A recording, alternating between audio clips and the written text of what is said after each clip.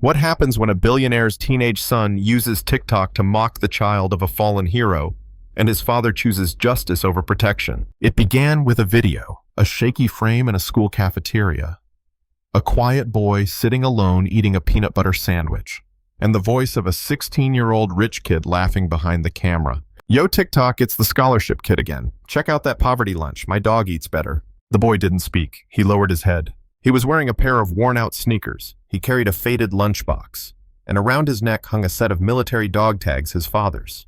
12-year-old Danny Morrison had never asked for pity. He was the son of Staff Sergeant David Morrison, a Marine who died in Afghanistan, saving his unit. He wore those tags every day to remember the man who gave everything for his country. But for Trevor Sterling's son of tech billionaire Marcus Sterling, Danny wasn't a hero's child. He was content, a target for mockery, fuel for TikTok fame. And when Trevor looked into the camera and said, "Your dead dad couldn't even afford to stay alive," what followed wasn't just outrage. It was a moment that forced one of the most powerful men in America to make a decision no parent ever wants to face. Before we dive into this unforgettable story of cruelty, conscience, and courage, hit subscribe. Because if you believe that real sacrifice deserves real respect, this story is one the world needs to hear. Danny Morrison never tried to stand out. He didn't wear the latest sneakers or carry the newest iPhone. He wasn't loud or flashy or trying to prove anything to anyone. He just wanted to make his father proud. Every morning before walking into Riverside Academy, a school filled with children of surgeons, CEOs, and senators, Danny would pause in the mirror and check the chain around his neck. A simple set of dog tags, his father's. Staff Sergeant David Morrison died in Afghanistan in 2019. He jumped on a grenade to save his team. He left behind a folded flag, a posthumous Medal of Honor, and a young son who was only 8 at the time. It was David's dream that Danny attend Riverside, not for the prestige, not for the name, but because he wanted his son to have every opportunity he never had. Jennifer Morrison. David's widow made that dream happen. She worked as a nurse during the day, waited tables at night, and fought tooth and nail to qualify for a scholarship that Riverside offered to Gold Star families. That scholarship paid for Danny's tuition, but it didn't pay for hot lunches, or new shoes, or school trips, or the silent look some kids gave when they noticed the same jeans, the same jacket, the same peanut butter sandwich in his hand. Danny didn't complain. He studied. He helped others. He got straight A's. He was the kind of student every teacher wanted and the kind of child every parent prayed for. But in a world obsessed with wealth, humility makes you invisible, or worse, vulnerable. Trevor Sterling saw him. At 16, Trevor had everything. He drove a brand new Tesla to school.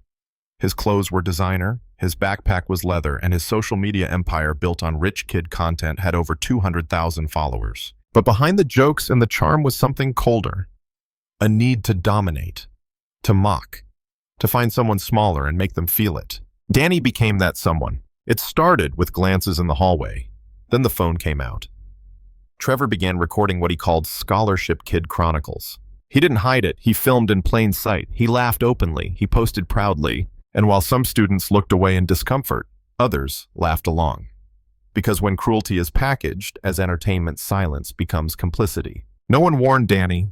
No one warned his mother. And Trevor, he just kept uploading. For Danny, the school became a battlefield.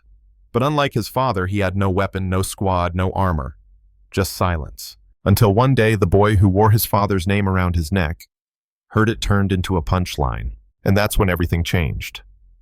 The first video was uploaded on a Wednesday. Cafeteria noise in the background. Trevor's voice in the foreground. Yo, TikTok, we're live with the scholarship kid. Let's see what poverty lunch looks like today. The camera zoomed in on a peanut butter sandwich and a bruised apple. Danny looked up, startled, confused, unsure whether to speak or shrink. Look at this man, Trevor laughed. My dog eats better. Danny didn't respond. He just turned his face away. The video hit 800,000 views overnight. Comments poured in. Some called it cruel, but many too many laughed along. They called Danny PB&J boy. They shared the video like it was harmless fun. Trevor was encouraged. The second video came 2 days later. Danny was at his locker, head down, organizing his books. Scholarship Kid update. Trevor announced filming again.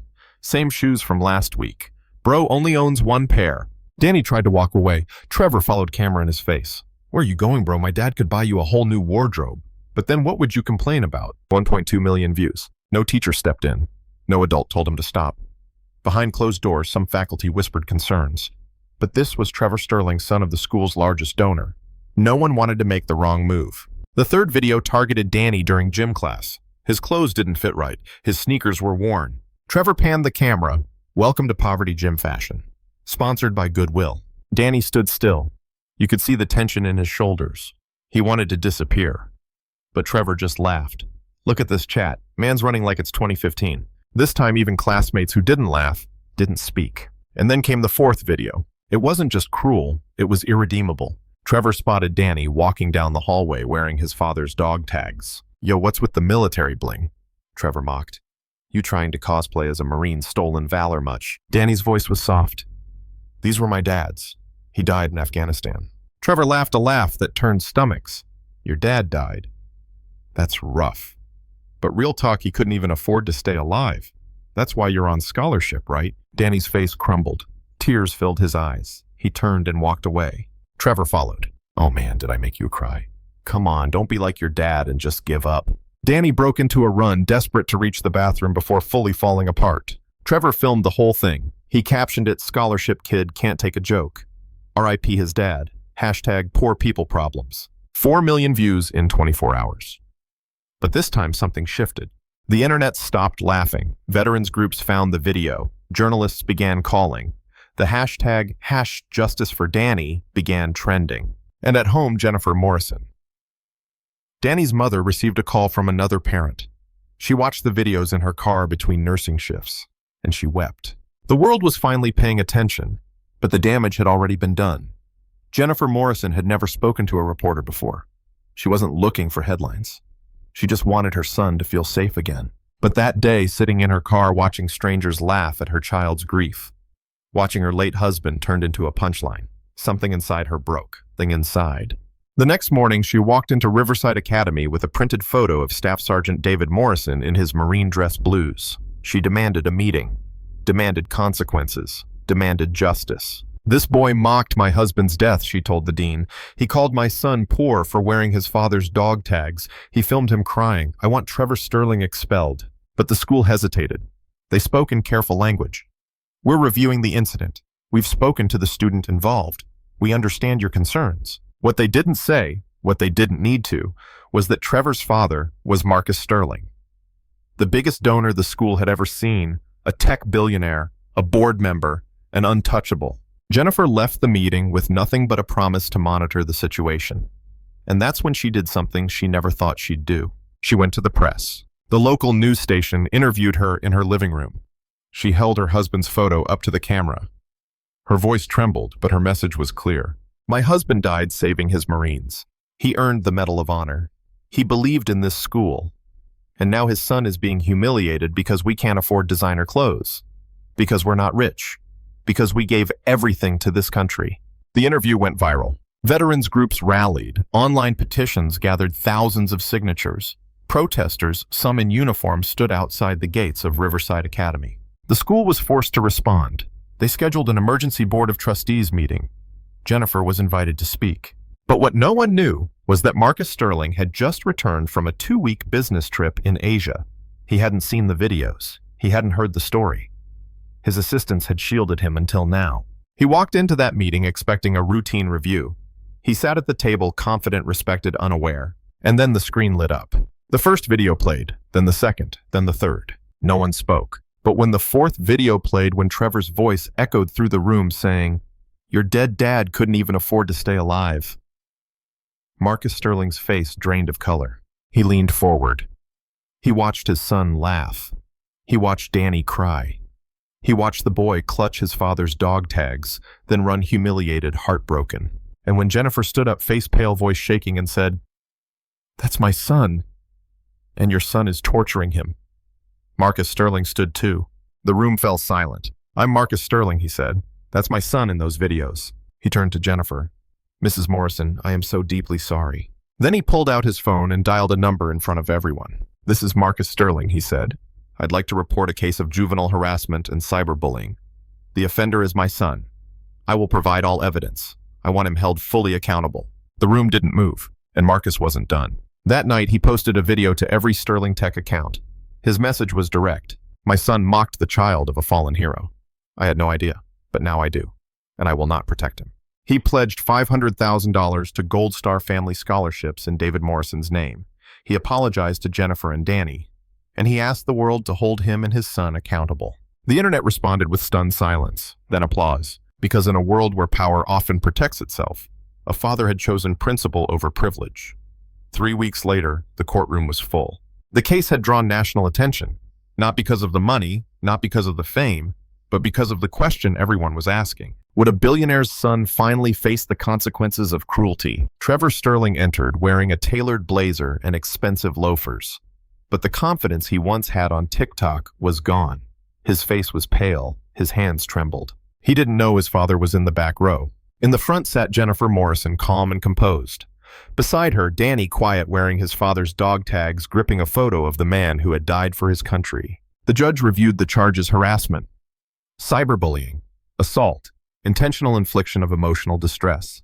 He played each of Trevor's videos aloud. The room heard every word. Your dad couldn't even afford to stay alive. R.I.P. to his dad, but that's what happens when you're poor. No one moved, no one breathed. Then the judge looked directly at Trevor. Mr. Sterling, you didn't just insult a child. You humiliated a Gold Star family. You mocked a Medal of Honor recipient's sacrifice on video for entertainment. Trevor whispered it was just a joke. The judge's voice grew sharper. Was it a joke when he cried? When his mother begged this school to protect him? When you chased him down the hallway and said, "Don't be like your dad and just give up"? Trevor's eyes welled with tears. And then the judge said, "Your father is here. He's the one who reported you." Trevor turned stunned as Marcus Sterling rose and walked to the front of the court. "Your Honor," he began. "I watched those videos. I saw my son become someone I didn't recognize. And I knew real love isn't protecting our children from consequences. It's guiding them through them." He looked at his son. "Trevor, I love you, but I failed to teach you what sacrifice means. Now the world will." The courtroom was silent as the judge delivered the sentence. "You will serve 60 days in juvenile detention. You will complete 300 hours of service with military and Gold Star organizations. You will attend empathy and bullying prevention programs. All of your social media accounts are suspended for 2 years. You will write formal letters of apology to Danny Morrison and to Gold Star families nationwide. And you will speak to students across the state about what happens when cruelty is left unchecked." He paused. "This isn't about punishing a child. It's about rebuilding a man." Trevor nodded, voice trembling. "Yes, Your Honor." From the back of the room, Marcus whispered, "Make this mean something, son." 2 months later, Trevor Sterling walked out of juvenile detention, a quieter version of the boy who once filmed cruelty for laughs. The hours he spent serving Gold Star families changed him. He met children like Danny, kids who'd lost a parent in war. He listened to their stories. He folded flags. He helped a widow carry groceries into a quiet apartment where a photo in uniform still stood by the door. He began to understand what he'd mocked. For the first time, he felt it. Not guilt, not shame. Gratitude. One afternoon, Trevor sat down to write a letter. It wasn't just an apology. It was an admission, a reckoning. "Danny," he wrote, "I mocked the thing you loved most in this world, your father's memory. I did it for likes, for attention. And in doing so, I revealed everything wrong with myself. You didn't deserve that. Your dad didn't deserve that. And I will never forget what I learned because of you." Jennifer Morrison read the letter first. She didn't speak. Then she handed it to her son. Danny held the page in his hand, then looked down at the dog tags on his chest and nodded. "I forgive him," he said quietly, because that's what his father would have wanted. In the months that followed, Trevor kept speaking. In classrooms, at assemblies, at youth centers. He told his story not to excuse what he did, but to warn others. He became an advocate for accountability, for kindness. Marcus Sterling donated the full $500,000 as promised. The fund now carries the name of Staff Sergeant David Morrison. It's helped dozens of Gold Star children attend the schools their parents once dreamed of. Riverside Academy changed its policies. Teachers received training, and one desk in the main hallway now holds a framed photo David Morrison in uniform. Below it, a plaque reads, "Sacrifice is not weakness. Honor it with how you treat others." And when Judge Caprio reviewed the final report on the case, he wrote just one line. Staff Sergeant Morrison gave his life for freedom. That includes the freedom to make mistakes and the chance to grow from them. If this story moved you, share it.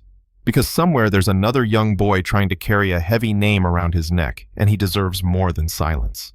Like this video if you believe respect is something we owe not just to heroes, but to their children. And remember, real love doesn't erase consequences. It walks beside them.